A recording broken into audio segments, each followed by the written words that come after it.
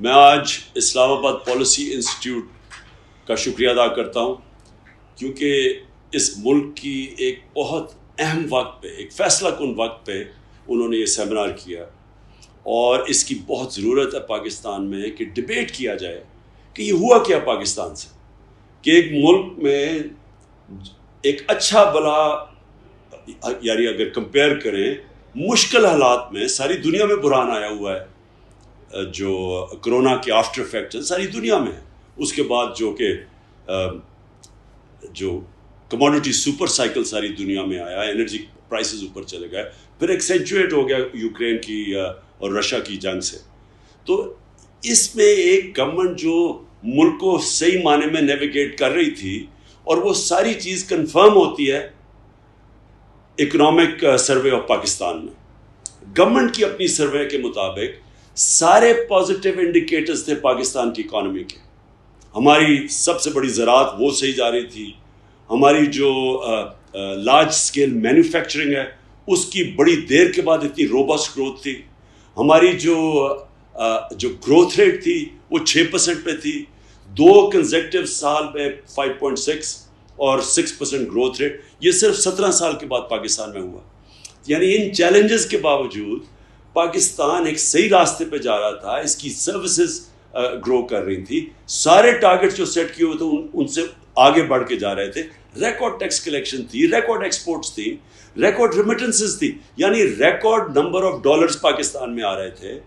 تو کون سی اتنی قیامت آئی تھی کہ ایک دم ایک گورنمنٹ کو باہر کی سازش کے تحت ہٹایا جاتا ہے اور ملک کا سارا، یعنی جو ملک کی معیشت ہے وہ بھی نیچے ہے اور قیمتیں آسمانوں پہ۔ ہمیں یہ کہا گیا تھا کہ مہنگائی کی وجہ سے جناب یہ حکومت بڑی نااہل ہے، اور ہمیں بتایا گیا تھا کہ یہ ملک کو آزاد کرنا عوام کو مہنگائی سے، اور انہی لوگوں نے وہ مہنگائی کی ہے اب یہ 2 مہینے میں، جو شاید پاکستان کی تاریخ میں 2 مہینے میں اتنی مہنگائی نہیں ہوئی، جو ہم نے 3.5 سال میں مہنگائی نہیں کی وہ انہوں نے 2 مہینے میں کر دی۔ تو کون سی اتنی قیامت آئی؟ پوائنٹ، سب سے بڑا پوائنٹ یہ ہے کہ یہ سازش جو کی گئی، یہ باہر ایک امریکہ کی رجیم چینج کے اور کبھی باہر سے رجیم چینج کامیاب نہیں ہوتی جب تک ملک کے اندر میر جعفر اور میر صادق نہ بیٹھے ہو، ان کے ساتھ مل کے انہوں نے ایک گورنمنٹ گرائی۔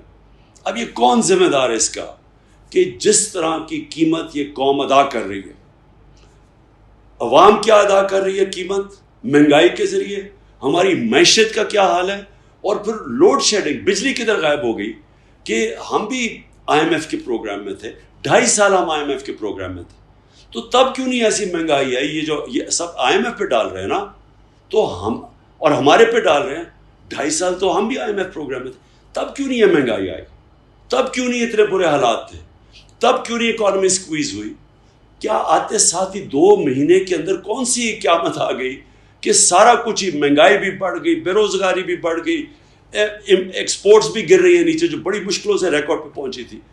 اب ٹیکس کلیکشن بھی نیچے، ابھی ٹھیک ہے، لیکن جب انڈسٹری نیچے جا رہی ہے، جب ہماری ایکسپورٹس نیچے جا رہی ہیں، تو ٹیکس کلیکشن بھی نیچے آ جائے گی آگے جا کے۔ جو سب سے خطرناک چیز ہے ملک کے لیے کہ ہمیں ہماری جو اکانومی ہے وہ سب کو اب یہ خوف ہے کہ یہ سری لنکا کی طرف جا رہی ہے، اور اگر سری لنکا کی طرف چلی گئی اور معیشت کمزور ہو گئی تو ہمیں سب کو پتہ ہے کہ اس کا اگلا کیا مسئلہ آنا ہے، نیشنل سیکیورٹی کے اوپر۔ ہم نے جو پہلی پاکستان کی نیشنل سیکیورٹی پالیسی بنائی تھی، پہلی دفعہ ہم نے کلیئر کیا تھا کہ ملٹری سیکیورٹی ایک طرف ہے، اکنامک سیکیورٹی اتنی امپورٹنٹ ہے، اور مثال دی تھی سوویت یونین کی کہ سوویت یونین ملٹری انسیکیورٹی کی وجہ سے نہیں گیا، وہ اکنامک انسیکیورٹی، جو ایک معاشی مسئلہ ہے، وہ ٹوٹا۔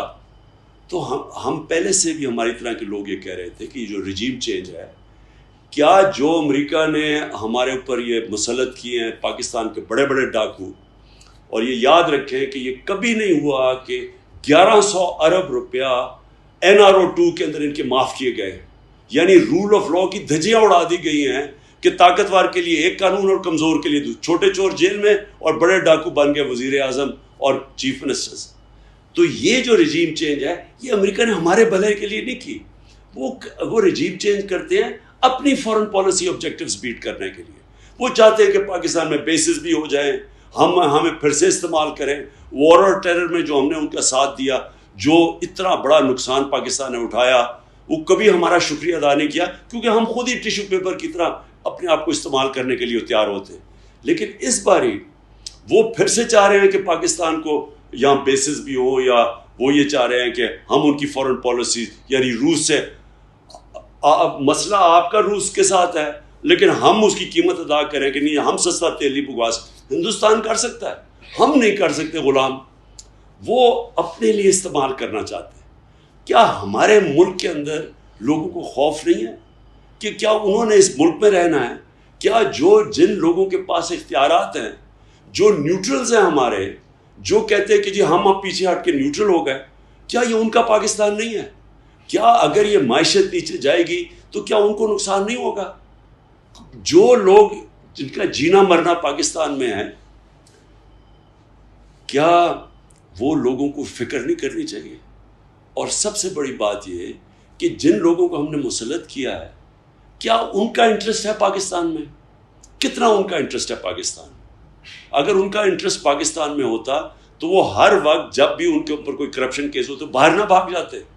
ہر وقت باہر بھاگتے ہیں, NRO لے کے واپس آ جاتے ہیں, پھر جب کرپشن کیس پھر باہر بھاگ جاتے ہیں. اب یہ پھر واپس آنے کی سوچ رہے ہیں صرف اس لیے کہ انہوں نے اپنے آپ کو NRO دلوا دیا. کیا یہ ہے پاکستان کا انٹرسٹ؟ اور اگر ہم یہ سمجھ رہے ہیں کہ ہمارا انٹرسٹ ان چوروں کے ساتھ ہے تو اس کا کوئی مستقبل نہیں ہے.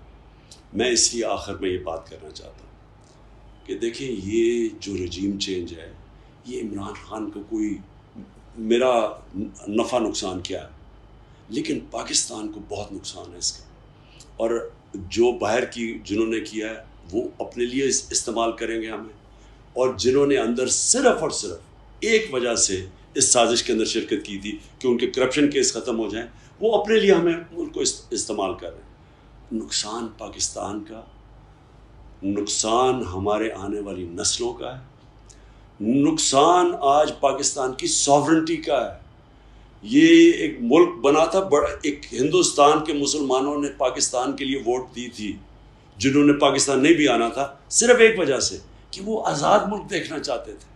لا الہ الا اللہ, کوئی نہیں ہے خدا سوائے اللہ کے, کسی اور کے سامنے ہم نہیں جھکتے, اس نعرے پہ بنا تھا.